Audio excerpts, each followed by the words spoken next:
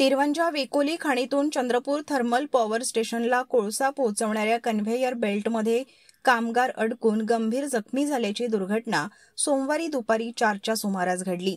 निलेश पिंगे असे जखमी कामगाराचे नाव असून सध्या त्याच्यावर चंद्रपूरच्या मेहरा हॉस्पिटलमध्ये उपचार सुरू आहेत। त्याची प्रकृती चिंताजनक असल्याची माहिती आहे।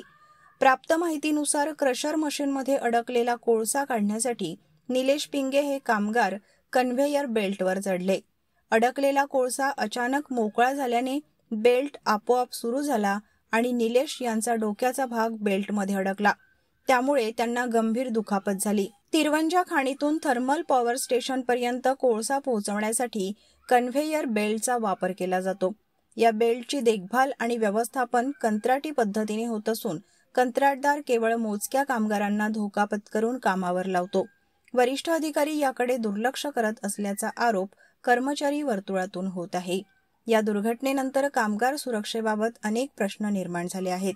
संबंधित यंत्रणांनी या प्रकाराची गंभीर दखल घेऊन दोषींवर कारवाई करावी अशी मागणी होत आहे।